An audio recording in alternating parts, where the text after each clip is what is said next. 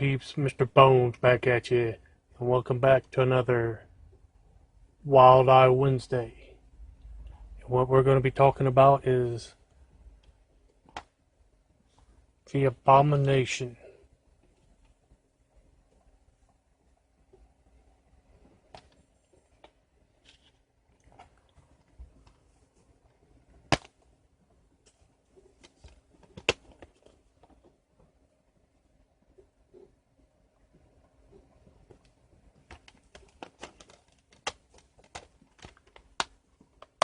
This was a fun little movie.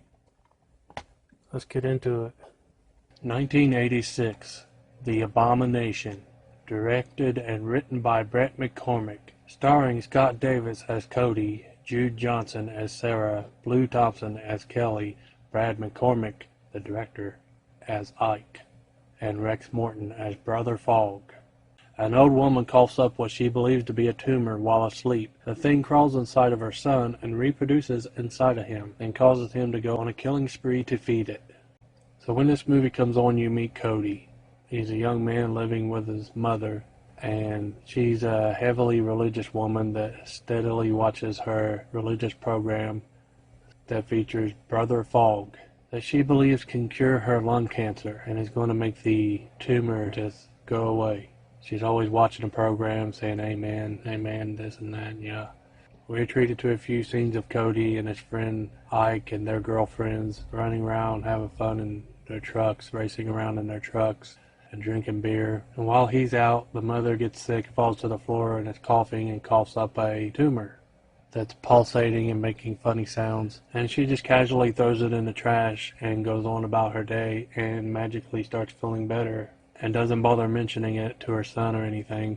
And while he's asleep, it just crawls into his room and crawls into his mouth. He's sick for a while, lots of coughing and stuff, and eventually coughs it up. While his mother's pounding at the door trying to check on him and stuff, he's ignoring her, and he coughs it up and just sticks it under the frame of his bed like a pet or something. Then his friend comes over to check on him, and while he's pounding on the front door, he sneaks out the window and goes to his friend's house and kills his wife or girlfriend, brings her back to feed to the monster. It eviscerates the skin and organs and stuff and just leaves the skeleton. So he has to go bury the remains in the yard. And as his friend comes over, says, "What you got there?" As he bends over, he knocks him out with a shovel and kills him too. And he has to keep going out and getting people to feed this thing. Oh, and he keeps coughing up other ones, like that thing laid eggs inside of him or something. Just keeps coughing up tumors. Sticks them in the medicine cabinet, sticks them in the kitchen cabinet. One is living in the damn washer. And he keeps going around killing people. Kills a random mechanic. Kills a random blonde lady that's visiting a gravesite. This movie has like a narration all through it. I think he's talking to the doctor. And he says, "And the blonde lady in the cemetery, she was just sitting there. It was too easy, I couldn't help myself." This movie was a lot of fun.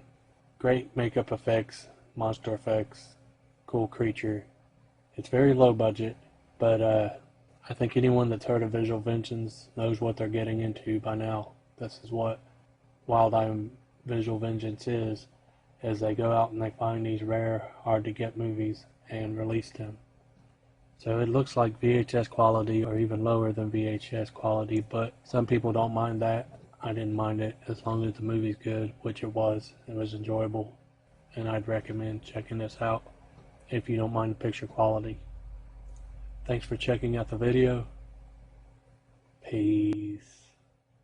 Mr. Bones.